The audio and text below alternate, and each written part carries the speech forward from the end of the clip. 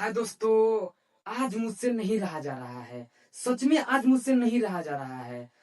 सोनम वांगचुक है, कौन नहीं जानता है इन्हें।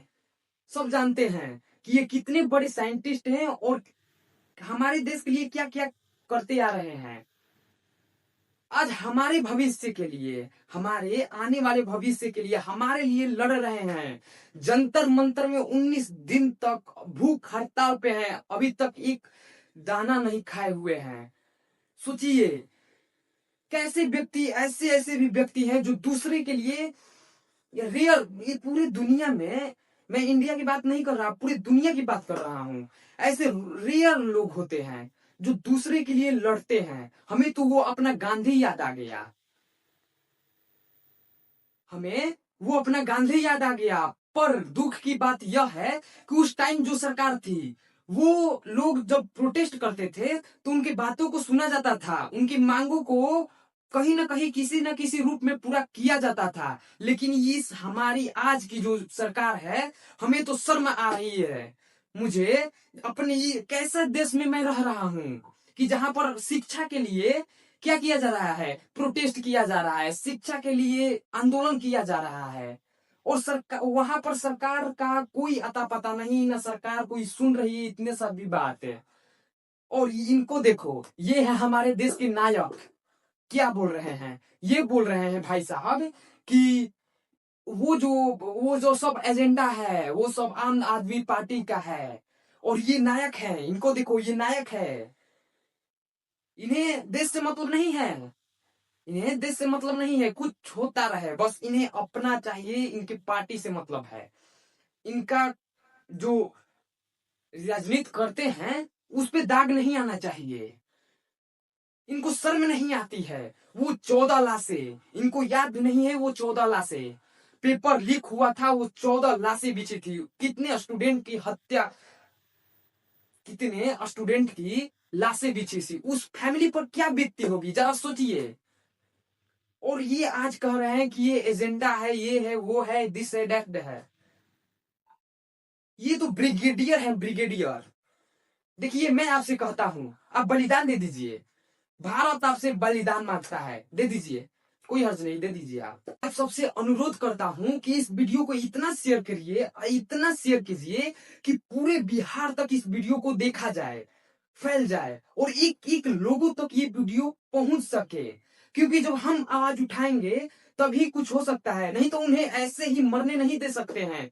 क्योंकि हमारी यही धरती, पटना, यही धरती जो इंदिरा गांधी की सरकार को आपातकाल लगाने पर मजबूर कर दी थी, हम वही जयप्रकाश नारायण के नेतृत्व में, हम वही उसी धरती से हैं कि यही पटना की धरती से निकल के दिल्ली तक इतना बड़ा आंदोलन कर इंदिरा गांधी की सरकार को गिराने की क्षमता रखते हैं।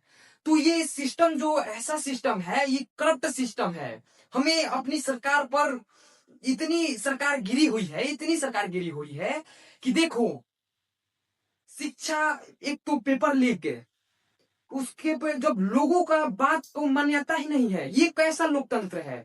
हम कहते हैं कि पूरे विश्व का सबसे बड़ा लोकतांत्रिक देश है, और यहाँ कोई आम आदमी का बात नहीं सुना जा रहा है। यहाँ पर इतने सारे लोग समर्थन में हैं उनके, कोई किसी की परवाह नहीं है। ये याद होगा आप सभी को, एक ऐसी ही घटना हुई थी, पहले भी ऐसी ही घटना हो चुकी थी।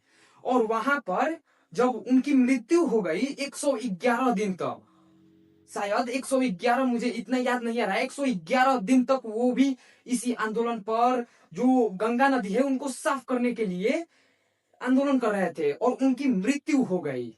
तब नरेंद्र मोदी का ट्वीट आता है कि मुझे तो बड़ा अफसोस है कि उनकी मृत्यु हो गई। तो वही फिर से दोहराया जा रहा है। तो हमें लड़ना पड़ेगा। इस वीडियो को इतना शेयर कीजिए, इतना शेयर कीजिए कि वो, मैं क्या कह सकता हूं उनके बारे में। अगर उन्हें कोई उपाधि मुझे देना होगा तो मैं तो भगवान की उपाधि दूंगा।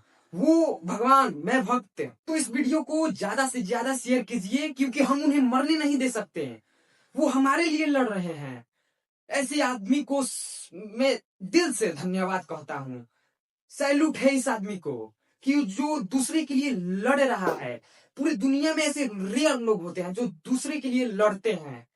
तो इस वीडियो को ज्यादा से ज्यादा लोगों तक भिजवाइए और सपोर्ट करिए, और ऐसा कीजिए कि इनकी बातों, इनकी आवाजों को सुना जाए, नहीं तो लोकतंत्र का कोई फायदा ही नहीं रह जाएगा। लोकतंत्र का कोई फायदा ही नहीं रह जाएगा। जब आम आदमी की बात को सुना ही नहीं जाएगा तो इस लोकतांत्रिक देश का क्या क्या करूं? अचार डालू मैं? वो सरकार जो सोई है उसे ना मतलब है कि मेरे देश में क्या हो रहा है। इतने 19 दिन तक कोई इतना बड़ा साइंटिस्ट भूख हड़ताल पर बैठा है, 19 दिन तक कुछ नहीं खाया, उसे कोई मतलब नहीं है। तो आवाजों को उठाइए और सपोर्ट कीजिए। ऐसे आदमी को हम कैसे नजरअंदाज कर सकते हैं? तो इतना ही कहना चाहूंगा। और उस आदमी के बारे में मैं क्या कहूं? कोई अपने भगवान के बारे में कुछ बोल सकता है? तो